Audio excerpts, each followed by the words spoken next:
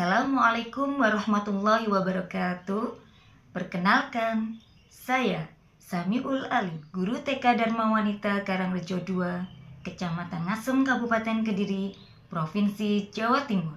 Pada kesempatan kali ini, saya akan berbagi pengalaman ketika melakukan home visit pada salah satu peserta didik di lembaga saya.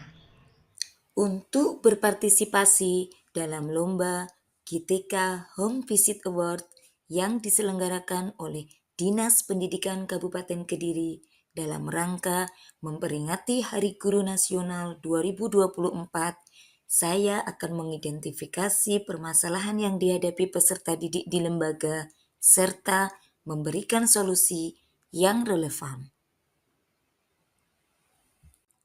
Sebut saja si Boy. Ia merupakan peserta didik kelompok B. Kesehariannya, ia cenderung bermain sendiri daripada bermain dengan teman-temannya. Saat proses pembelajaran, ia tertarik masuk kelas hanya ketika guru bercerita atau mendongeng. Namun, ketika cerita berakhir, ia kembali bermain sendiri di luar kelas.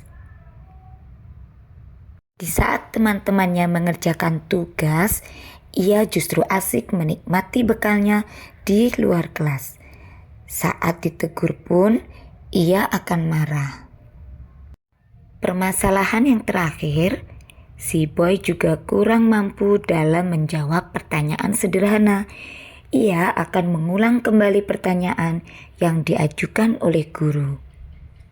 Dari hasil identifikasi tersebut, saya kemudian berusaha untuk memahami permasalahan yang dihadapi anak dengan mengumpulkan informasi dari orang tua atau wali melalui home visit.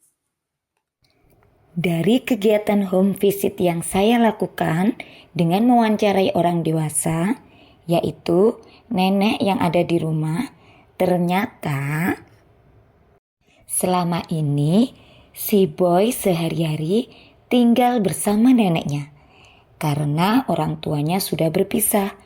Sang ayah bekerja di luar kota dan jarang pulang, sedangkan ibunya sudah menikah lagi.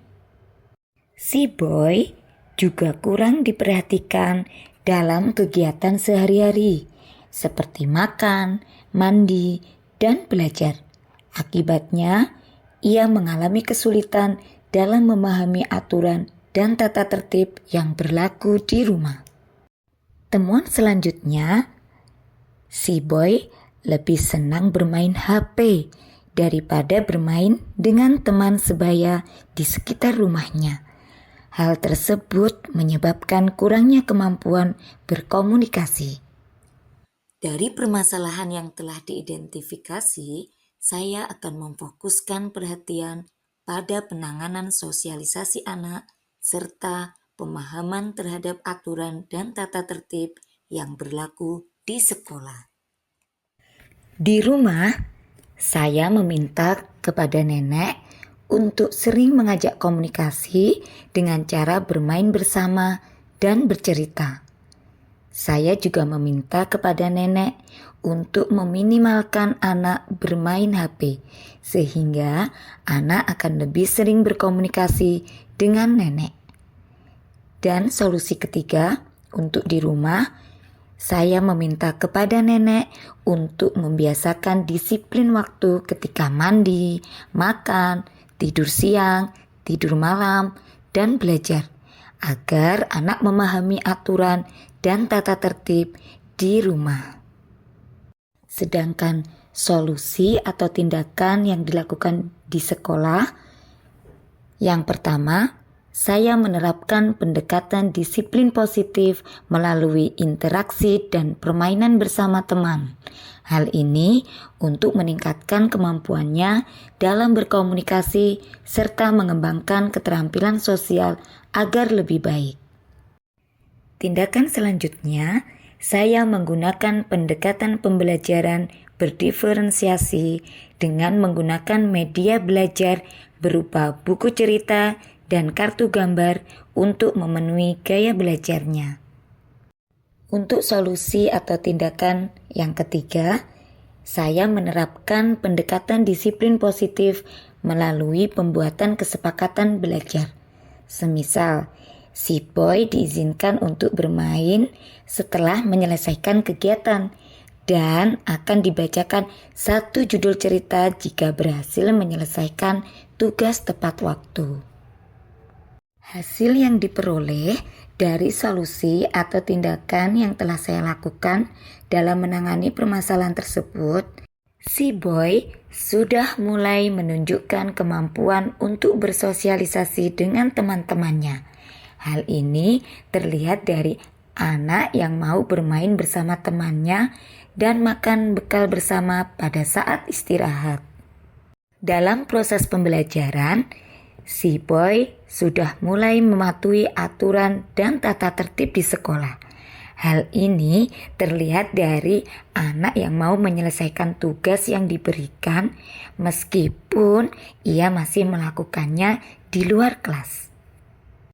Dan si boy sudah mulai terbiasa belajar dengan neneknya di rumah. Hal ini terlihat dari foto yang telah dikirimkan neneknya kepada saya.